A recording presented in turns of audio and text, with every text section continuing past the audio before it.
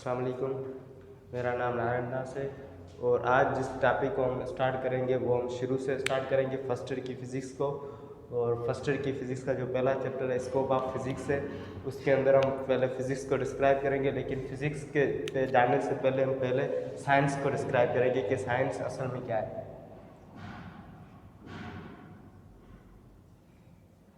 Science असल में knowledge होती है जो कि ऑब्जर्वेशंस और एक्सपेरिमेंट की मदद से हमें मिलती है। साइंस मीन्स के एक ऐसा इल्म होता है जिसको पहले हम किसी भी चीज़ को हम देखते हैं, पहले हम किसी भी चीज़ को देखते हैं, फिर उसको महसूस करते हैं, महसूस करने के बाद फिर उसी चीज़ के ऊपर हम एक्सपेरिमेंट करते हैं, एक्सपेरिमेंट करके फिर उस चीज़ को प्रूव करते हैं। तो उस सारे इल्म को, सारी चीज़ को हम क्या बोलते हैं? साइंस बोलते हैं। साइंस के अंदर फिर उसकी ब्रांचेज आ जाती हैं। एक होती है बायोलॉजिकल साइंस, बायोलॉजिकल। दूसरी होती है फिजिकल। एक होती है बायोलॉजिकल साइंस, दूसरी होती है फिजिकल साइंस। बायोलॉजिकल साइंस वो साइंस होती है जिसके अंदर हम इंसानों के बारे में पढ़ें या जिसमें हम लिविंग थिंग्स के बारे में पढ़ें, जो चीज़ें जानदार हैं उन चीज़ों के बारे में हम पढ़ें, तो वो साइंस कौन सी कहलाती है? बायोलॉजिकल साइंस कहलाती है।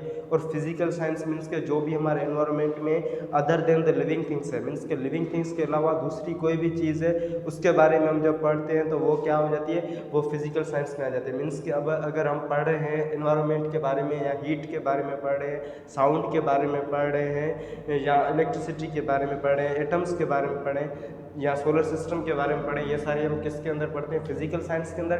बायोलॉजिकल साइंस के अंदर हम इंसानों के बारे में पढ़ते हैं, दूसरे जानवरों के बारे में पढ़ते हैं, जो उसकी ब्रांचेस आ जाती हैं। जैसे बायोलॉजी है, बायोलॉजी की फिर मज़ीद होती हैं जूलॉजी, बॉटनी, फिजियोलॉजी, ये सारी किसमें आ जाती हैं? बायोलॉजिकल साइंस के अंदर आ जाती हैं। और फिज़िकल साइंस के अंदर फिर फिज़िक्स आ जाती है, केमिस्ट्री आ जाती है, मैथमेटिक्स वगैरह, जियोलॉजी, अर्थ के बारे में जो हम पढ़ते हैं वो सारी किसके अंदर आ जाती है? फिज़िकल साइंस के अंदर आ जाती है। तो उसके बाद अब हमें तो पता चल गया कि फिज़िकल साइंस की ब्रांच है कौन सी? फिज़िक्स जो है वो किसकी ब्रांच है? फिज़िकल साइंस की। फिज़िक्स फिज़िक्स जो है फिज़िक्स जो है वो फिज़िकल साइंस की ब्रांच है जो कि ली गई है, उसका वर्ड एक है, उसको हम बोलते हैं फिजिकोस। फिजिकोस वर्ड से ली गई है। फिजिकोस वर्ड से एक ग्रीक वर्ड है जिसकी मीन्स है नेचर या नेचुरल। मीन्स के फिज़िक्स साइंस की वो ब्रांच है जिसमें हम नेचुरल थिंग्स के बारे में, जो कुदरती चीज़ें हैं उनके बारे में हम पढ़ते हैं। वो कौन सी ब्रांच में आ जाती है? वो फिज़िक्स के अंदर आ जाती है। और फिज़िक्स की दूसरी एक डेफिनेशन होती है कि ये इंटरेक्शन बताती है किन किन चीज़ों के बारे में? एक एनर्जी के बारे में और दूसरा मैटर के बारे में। मैटर और एनर्जी के बारे में जो हमें रिलेशन बता रही थी उसे हम बोलते हैं फिजिक्स। मीन्स के ये इंटरेक्शन बताती है, मैटर और एनर्जी के बीच में जो ताल्लुक है उस ताल्लुक को बताती है। कौन सी ब्रांच? फिजिक्स जो होती है वो हमें बताती है एनर्जी और मैटर के बीच में जो रिलेशनशिप है उसके बारे में बताती है।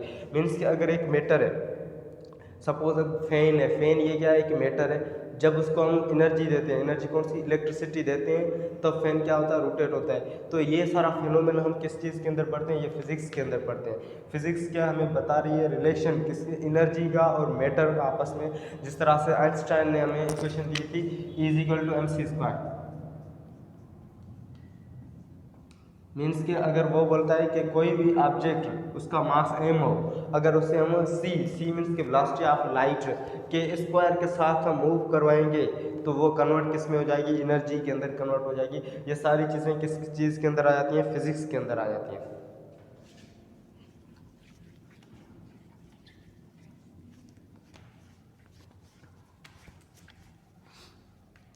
उसके बाद अगर फिज़िक्स की ब्रांचेज में आ जाए, फिज़िक्स के ब्रांचेज में पहले जो मेन ब्रांच है वो कौन सी है? मैकेनिक्स।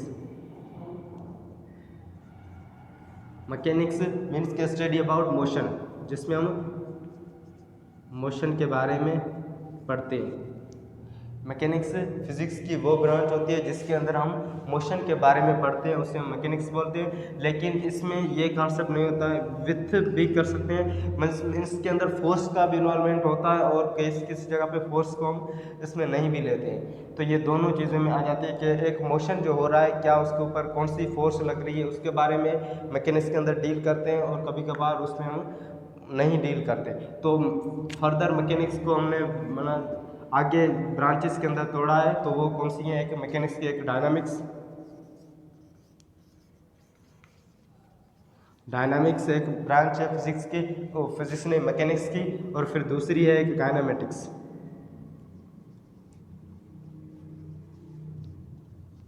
काइनेमेटिक्स डायनामिक्स मीन्स के ये एक ग्रीक वर्ड है, डायनामा मीन्स पावर, और काइनेमेटिक्स मीन्स के मोशन।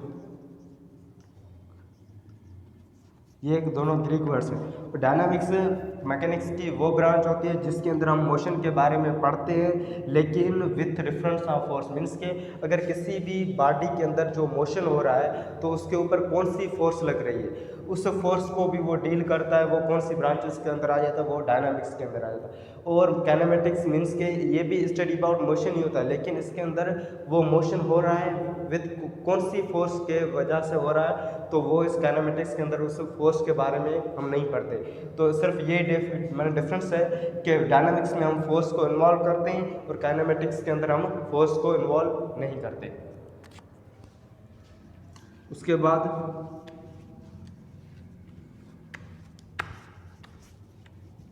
आ जाती है एक electricity.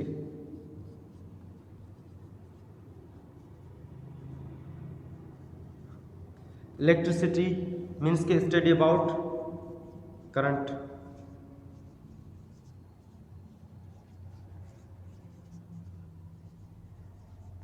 Study about current. Electricity means के फिजिक्स की वो ब्रांच होती है जिसके अंदर हम करंट के बारे में पढ़ते हैं। करंट मीन्स के हम ऐसे भी कह सकते हैं, करंट क्या होता है, flow of electrons.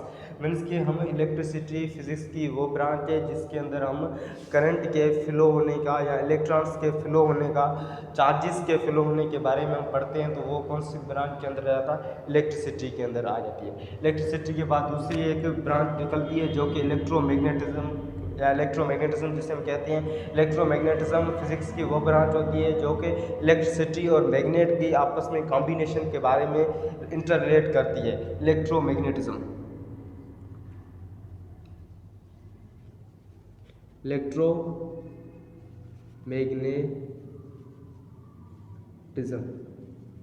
Electromagnetism means के अगर एक मैग्नेट है और इलेक्ट्रिसिटी का आपस में कॉम्बिनेशन होते हैं, जैसे इलेक्ट्रोमैग्नेटिक वेव्स होती हैं, इस तरह से इलेक्ट्रोमैग्नेटिज्म ये कि फैराडे के लॉज के ऊपर डिपेंड करती है कि अगर मीन्स के अगर कोई मैग्नेट है, अगर उसमें से हम अगर मीन्स के अगर कोई भी वायर है या उस मेटल है उसमें से अगर हम करंट को पास करवाएंगे तो वो एज ए मैग्नेट के तौर पे बिहेव करेगा।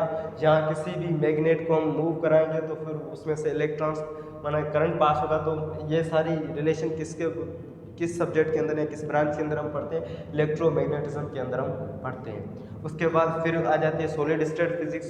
सॉलिड स्टेट फिजिक्स में हम किन चीज़ों के बारे में पढ़ते हैं, सॉलिड चीज़ों के बारे में पढ़ते हैं, सॉलिड चीज़ों के स्ट्रक्चर्स के बारे में पढ़ते हैं, सॉलिड चीज़ों की जो भी होती हैं उनकी प्रॉपर्टीज़ के बारे में पढ़ते हैं, वो हम पढ़ते हैं सॉलिड स्टेट फिजिक्स के अंदर। उसके बाद दूसरी एक आ जाती है एटॉमिक फिजिक्स, जिसमें हम एटम्स के बारे में पढ़ते हैं और एटम्स की स्ट्रक्चर, उसकी प्रॉपर्टीज़, उसके एटॉमिक मास, एटॉमिक नंबर वगैरह उन सारी चीज़ों के बारे में पढ़ते हैं, वो एटॉमिक फिजिक्स कहलाती है। उसके बाद एक होती है न्यूक्लियर फिजिक्स। न्यूक्लियर फिजिक्स के अंदर हम जो एटम का जो सेंट्रल पार्ट होता है, मीन्स कि ये अगर एटम है तो उसका जो सेंट्रल पार्ट है उसको हम क्या बोलते हैं, न्यूक्लियस।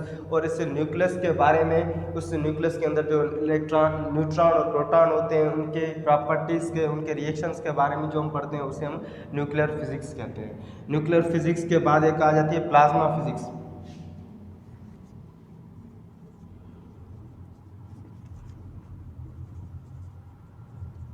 प्लाज्मा फिजिक्स, जैसे कि कोई भी मैटर होता है तो मैटर की 3 स्टेट बेसिकली होती हैं, किसी सॉलिड, लिक्विड, गैस, लेकिन एक फोर्थ स्टेट भी होती है जिससे हम क्या बोलते हैं, प्लाज्मा। प्लाज्मा ये माना मैटर की हाईली आयनाइज्ड स्टेट होती है, मीन्स के जो माना स्टार्स के अंदर या सन के अंदर पाई जाती है। तो प्लाज्मा फिजिक्स मीन्स के हम उन चीज़ों के बारे में पढ़ते हैं कि माना जो सन के अंदर रिएक्शंस हो रहे हैं या स्टार्स के ऊपर वहाँ पे जो रिएक्शंस हो रहे होते हैं, जैसे फ्यूएल या फिशन रिएक्शन, ये सारी चीज़ें हम किसके अंदर पढ़ते हैं, प्लाज्मा फिजिक्स के अंदर पढ़ते हैं।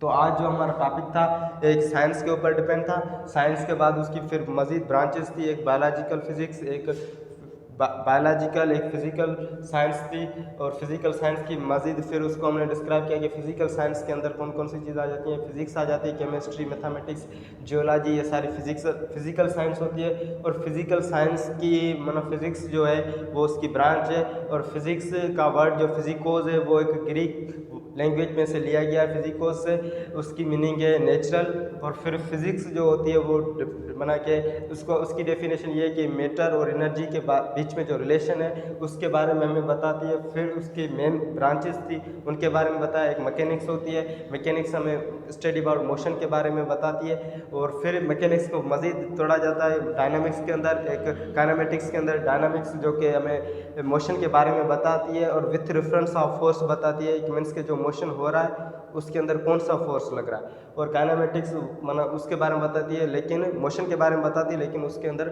फोर्स वगैरह का कोई भी रिलेशन नहीं होता। उसके बाद इलेक्ट्रिसिटी होती है, इलेक्ट्रिसिटी हमें इलेक्ट्रॉन्स के फ्लो होने या करंट के बारे में बताती है। इलेक्ट्रोमैग्नेटिज्म फिर आ जाती है, इलेक्ट्रोमैग्नेटिज्म जो कि इलेक्ट्रिसिटी और मैग्नेट के आपस में रिलेशन को बताती है।